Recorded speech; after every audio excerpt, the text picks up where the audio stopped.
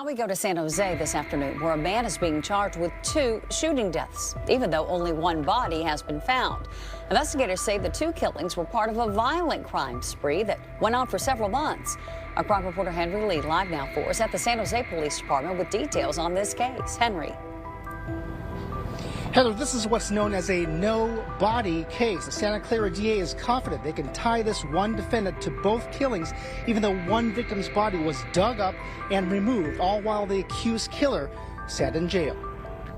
34-year-old Ricardo Padilla is in jail, accused by San Jose police of a violent crime spree, including assaults, stabbings, and 2 shooting deaths back in 2021. Validated gang member, for whatever reason, chose to live his life in the encampments and creek areas of San Jose. Prosecutors have charged Padilla with 2 counts of murder, even though the body of one victim hasn't been found. Wouldn't be too hard to make a body disappear. Hopefully we find it. In May 2021, police say Padilla shot and killed 49-year-old Thomas Calamia near West Virginia and Prevost, not far from the Virginia VTA station. 4 days later, Padilla allegedly threw this Toyota Tundra in reverse, hitting Livermore motorcycle officer Keith Peeney. Alameda County prosecutors have charged Padilla with attempted murder and assault. Several weeks later, in late June 2021, San Jose police say Padilla shot and killed 43-year-old Samuel Torres, who was homeless, at an encampment near Coyote Creek and Wool Creek Drive. Police believe Padilla buried the body near his encampment. Padilla was arrested in July 2021, but not for the homicides. He actually had a firearm on him that he tried to discard. Obviously that was recovered. He was arrested. And even though he was behind bars, police say Padilla hatched a plan to get rid of Torres' body. While he was incarcerated, the suspect contacted associates outside of the jail and said, hey, this is where the body is. I need you to go get rid of it. Police searched the creek area without success. They did locate some sort of anomaly at this location where it was described. That was dug up. We did find some remnants of a burial that took place there. Authorities suspect Torres' remains were placed in plastic bags and thrown in dumpsters and storm drains. But even without Torres' body, authorities say the case can move forward based on circumstantial evidence. Now, the last time Santa Clara County DA filed a no-body case was the case of missing teenager Sierra Lamar, who disappeared back in 2012. Her killer was convicted, and to this day, her body still has not been found. Live in San Jose, Henry Lee, KTVU, Fox 2 News. Okay. Jose, where police sent a murder case to court with a huge piece of evidence missing. Good evening, I'm Ryan Yamamoto. And I'm Elizabeth Cook. Devin Feely explains why they are still confident they have more than they need to convict the suspect, Ricardo Padilla. And not just in that case. Devin? Yeah, Padilla is charged with 2 murders, and as strange as it is to say, that just really scratches the surface of all of the different crimes that he's currently being accused of. Now, he was in court this morning. He's going to be back in court tomorrow morning. And in one of those 2 murder cases, police haven't even been able to find the body, in part, they say, because he orchestrated a cover-up from behind bars. Hopefully we find it. The investigation still continues today, right? We want to have closure for this victim's family, and obviously that's going to start with the recovery of this victim's body. San Jose police search for Samuel Torres' body in a remnant of the sprawling and infamous homeless encampment once known as the Jungle. Detectives believe that Torres was shot and killed in the jungle by the suspect, 34-year-old Ricardo Padilla, in late June or early July of 2021. We have found evidence that there was a body at that location. Whether or not that body's ever found and recovered, we don't know. Obviously, I'm sure the family would want some closure. Police initially arrested Padilla for being a convicted felon in possession of a firearm, but say that evidence slowly emerged connecting him first to Torres' death and eventually to a second murder in May of 2021 of Thomas Salvador Calamia. This suspect is responsible for 2 homicides that occurred during that time. One of them is significant because we still have not found a body. Police would not say what the motive was for the murders, but did say the suspect, Padilla, was homeless, and likely his victims were too.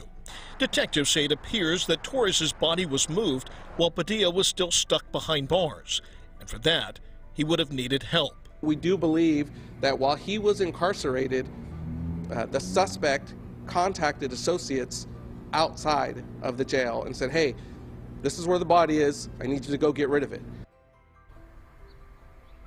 Now, we did reach out to the public defender's office, but it does not appear from online records that Padilla has been assigned a defense attorney just yet.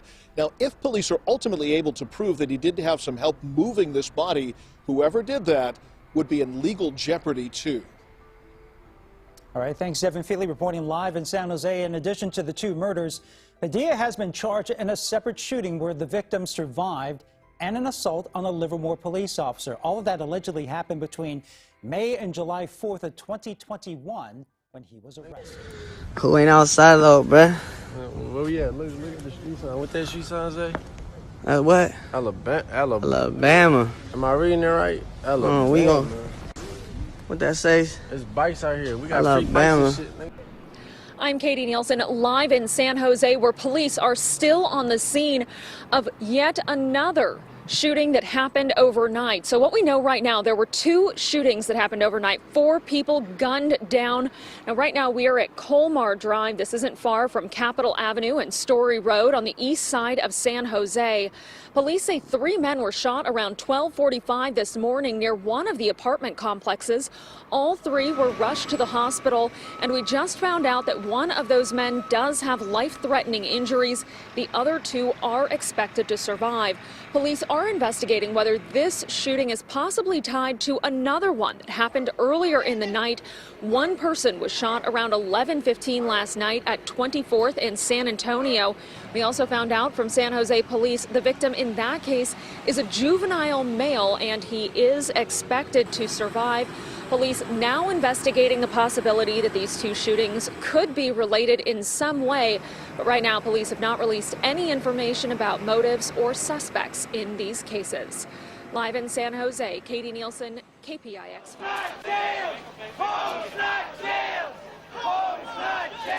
Police blocked off the street while they evicted the protesters.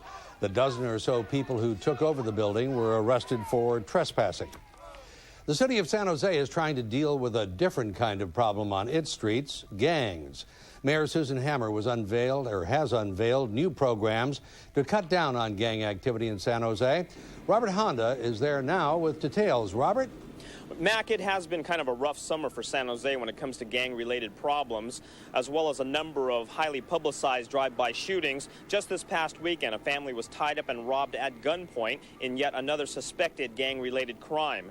Now, it's easy to focus on these highly dramatic events, but you have to remember that the city has been focusing on the gang problem as a priority ever since Mayor Susan Hammer took office. And after a lot of frustrating starts and stops, it appears San Jose is making some progress on the streets and in the parks. The evening time brings a golden glow to Solari Park in San Jose, but just a few months ago, this park would have been deserted at this hour. Police say there used to be 2 to 3 gang-related incidents almost every day. There was people, the parents didn't want their kids to come out and play in the park because they were afraid of drive-by shootings. They were afraid of some of the violence that was going on here. But the city spent about $90,000 to set up an anti-gang youth program in Solari Park, and police say there's been just 1 minor incident in the past 2 months. The key ingredients, recreation programs, and reaching out directly to the gangs by former gang members hired by the city. Basically, it's just a lot of truth. If you're going to go out there and meet them, and you got to be ready to meet their needs. If you're going to take gangs away from them, you got to replace it with something. And it's got to be something positive. Tonight, Mayor Susan Hammer met with gang members and concerned neighbors and got a pleasant surprise, a thank you from the community. Mayor Hammer points out that San Jose has a different gang problem than other cities, and they have adjusted their city programs accordingly. Several of our programs are really directed at kids in 5th and 6th grade, junior high school kids, before they get to be young adults, so that behavior pattern can be changed. We work with the families, and again, we try to target that sort of pre-gang, if you will, kind of behavior. But local councilman George Shirakawa, who works on gang programs, reminds everyone that the gang problem in San Jose is still on the rise. Our dollars are so limited now that when we do an evaluation, we need to make sure that people said they were going to do a certain thing for the city in reducing gangs, and that those that do it and do it well, we continue to fund them. Those that don't do it well, we need to take the money away and direct it where it can do the most good. Now, so far, the so-called street workers have made direct contact with about 1,200 gang members, and Mayor Hammer and her gang policy director, Dick De La Rosa, say the city will probably spend about $5 million over the next several years on gang problems, and many of those programs are up for funding and refunding throughout this coming year. Now, a lot of people say there aren't that many success stories. Some community groups say the city is still not spending enough money on the gang problem. But think about this. On Saturday, a local Southside gang will meet another area gang face-to-face in a softball game. Now, as one community worker put it, it may be hard to gauge success, but that sounds a lot like progress. Reporting live in San Jose, Robert Honda. Mac, back to you. A refreshing change. Thank you, Rob. What's going on, you guys? Welcome back. Another episode of Green Lit Gang TV. I appreciate you guys checking out the channel. Hope you guys are having a great weekend. Man, it is hot where I am at. Holy shit, it is hot. Anyway, today we are going to San Jose, California to cover a Sureno by the name of Ricardo Padilla, whose crime spree in the summer of 2021, dude was doing a lot. Dude was doing a lot. Very active. Double murder, assault with a deadly weapon, ran over a Livermore Police Department officer. And I would say the crimes he managed to get convicted of or accused of, what he did in 2 months was what some people don't even get away with an entire life of crime, right? He had priors. He's 34 years old. He's been an active gang member. He lives in a infamous, I would not say famous, infamous homeless camp called The Jungle. In and around that area, I put some pictures up for you guys to see. It is a den of iniquity. It is drugs. It is prostitution. It is violence. It is gangs. It is a dangerous, dangerous place to be. And Ricardo Padilla, from all accounts, seemed like he was thriving in that area by taking complete advantage of weaker people. So we're going to jump right into it here. Ricardo Padilla, 34 years old, a Sureno gang member from San Jose. He was charged with the murder of two individuals. One of those people, they actually never found the body. Okay, so he was arrested on July 4th, 2021 near Coyote Creek in San Jose in connection with a violent crime spree that took place from May to July that year. And then including backing over a Livermore Police Department motorcycle and injuring the officer. Police allege that Padilla shot and killed 49-year-old Thomas Calamia off West Virginia Street in San Jose, and that Padilla later killed Samuel Torres, 43 years old, near Coyote Creek, although Samuel Torres' body was never found. Now, I put up pictures of both victims, and you can just tell. Ricardo Padilla's got that look, right? He's tatted head to toe. He's got the SUR above the eyebrow. He's got that look. Now, I will be honest, as growing up and being around addiction, being an addict myself, being around, like I said, I was never a gang member, white guy here, but I've been around plenty of Norteños, plenty of Sureños, and other gang members as well, other ethnicities as well. And one thing that's true, it doesn't matter what gang you're in, it doesn't matter what color you are, I can spot a drug user from a mile away with kind of that hardened face, obviously aging, but you can just kind of see it in the face, right? Even kind of in the jawline, the eyes. And to me, Ricardo Padilla looks like a drug user. I'm just going to be honest. To me, it looks like somebody that used like methamphetamines, stuff like that. You can just tell. I don't know what it is.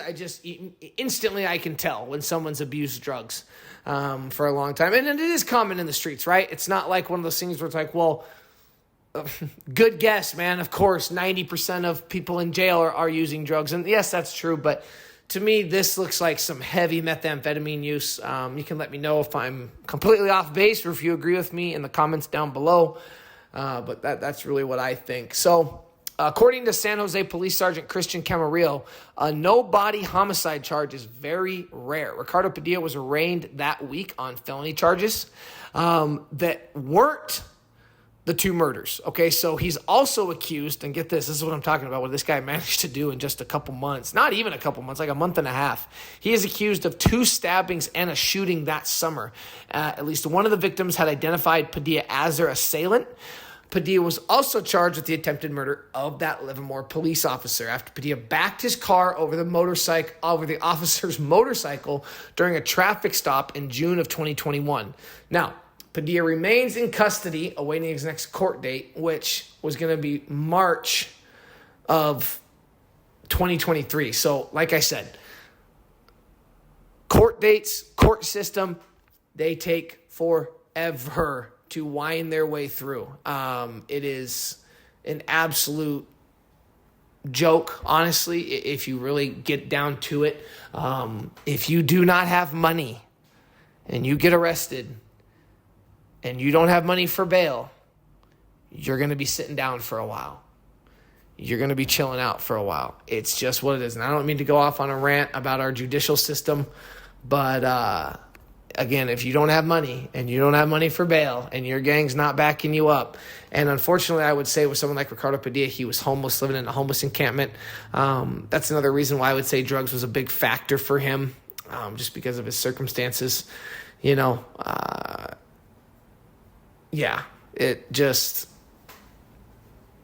been in there for a long time. So, homicide detectives first became aware of Ricardo Padilla in August of 2021. So he commits the murders, early summer of 2021. By end of summer in August 2021, the detectives kind of become aware who he is during this Torres investigation. During the investigation, it was determined that Torres was shot and killed in the area of Coyote Creek near Wool Creek Drive by Padilla. The case, though, had really baffled detectives for months, in part because they were never able to locate Torres's body.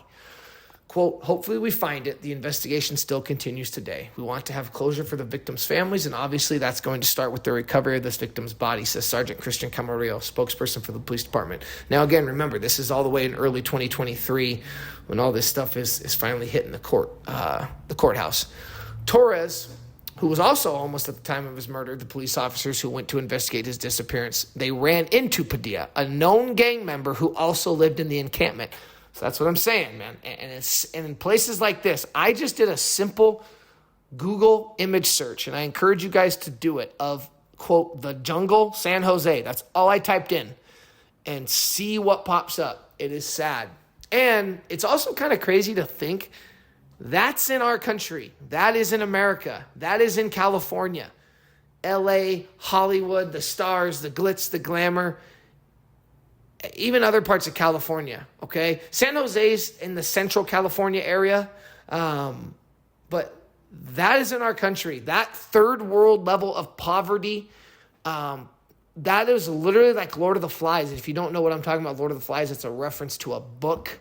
And basically it's about survival of the fittest, okay? Only the strong survive. So someone like Ricardo Padilla, who's going to take advantage of people that maybe have more mental illness issues, maybe bigger drug issues, maybe just aren't willing to go the lengths that he is. Ricardo Padilla, and he's got the look, right? He's tatted head to toe. He's an intimidating guy. It's just kind of, it goes along with being a gang member. It just kind of, they all go hand in hand. So they ran into Padilla he's a known gang member at a homeless encampment. Padilla was arrested for being a felon in possession of a firearm. Detectives eventually zeroed in on a location at the sprawling and infamous homeless encampment once known as the Jungle, where witnesses told them that Torres had been buried. We have found evidence that there was a body at that location. Whether or not that body is ever found and recovered, we don't know.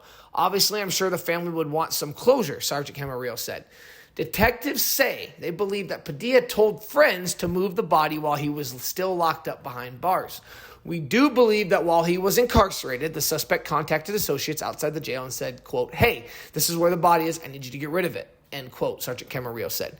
Padilla also has several charges stemming from the violent crime spree, which spanned from May 2021 until July 4th, 2021 in the city of San Jose and Alameda County. Now, I'm going to read off exactly, I have more specific dates in this article I managed to find. The investigations revealed the following timeline. May 9th, 2021, a stabbing incident occurred in the area of South 2nd Street and Margaret Street in San Jose involving Ricardo Padilla. 2 days later, suspect Padilla was responsible for an unprovoked assault on a male outside of a 7-Eleven store in the 600 block of Bird Avenue. In addition, on that same day, suspect Padilla was involved in a separate stabbing incident that occurred near Coyote Creek.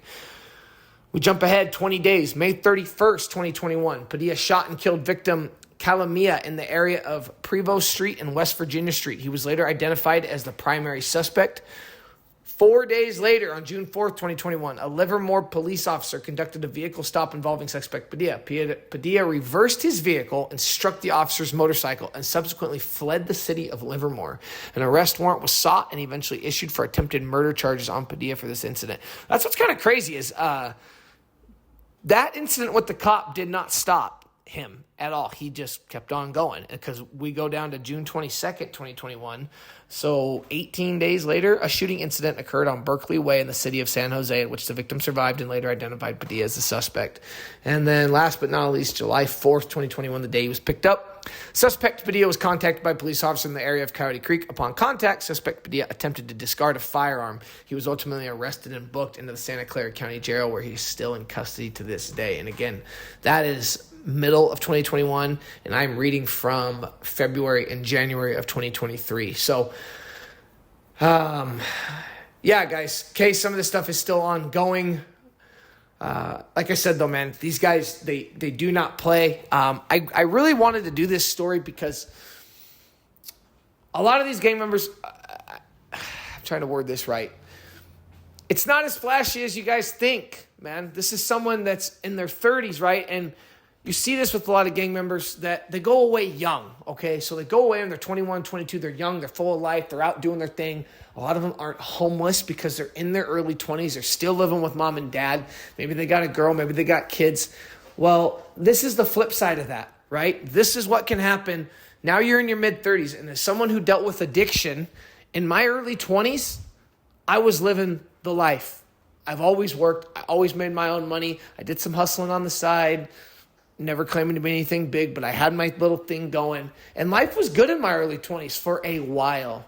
And then the addiction took over, okay? Then it wasn't so much about having fun. Then it became living day to day, and like a survival mechanism kicks in. And for me, I was a serious, serious opiate abuser and a serious, serious opiate addict. Man, I didn't even know the depths of my addiction. And I did a lot of other things. I tried a lot of other things. I was around a lot of other people. I was around gang members. I was around gang members that were using drugs. And this is what happens, right? And I'm not making excuses for Ricardo Padilla, but he's 34 years old. He's tatted from the face down. He's done nothing of positivity in his life, and I'm sure a very long time. He's got a drug problem. It's like, what do you expect to happen? This is a culmination. That violent crime spree, that is a culmination and basically like almost like a caged animal with nowhere else to go and nothing else to do. So it's just kind of like, F it. I'm going out with a bang. I'm going to go into prison with a big rep. I got 2 bodies. I ran over a cop. I stabbed people. I mean, hey, you know, I'm going to go in there. I'm going to get 3 meals. I'm going to get taken care of by my gang. It can't, and this is what's sad, right? And this is where I was going to have my question of the day, or at least have my, conversation of the day. What do you guys think when someone says, like me, when I say that prison for Ricardo Padilla is much better? I would say much better than his living situation out on the streets, living in the jungle, living in that homeless encampment. They're living in dirt. They're living on mattresses. They're living in the trees. It's like living in a third world country. Prison is a step up. Central air, medical care, dental care, 3 meals. You put more on a routine. No one's going to tell me that him going to prison is a step down from his current situation. So I feel bad for the victims. RIP to the victims. All of them, not just the ones who were murdered, but the ones that were stabbed. That's horrible. He needs to go to prison. He deserves to go to prison. I'm just saying that there are a lot of other issues at play. Drug addiction, mental health. And sometimes I'm not even the best at trying to put all this together and put a bow on it, but you guys get what I'm saying. Comment down below. Tell me your thoughts. Tell me if you have family members or friends, or you yourself have been through it, where you get to a point in your life where things cannot possibly get any worse. And for someone like Ricardo Padilla, that's when he becomes the most dangerous, because there's nowhere else for him to go. But, some would say straight to the depths of hell. So there you guys have it. Ricardo Padilla, Sureno gang member, San Jose, California. Until next time, peace.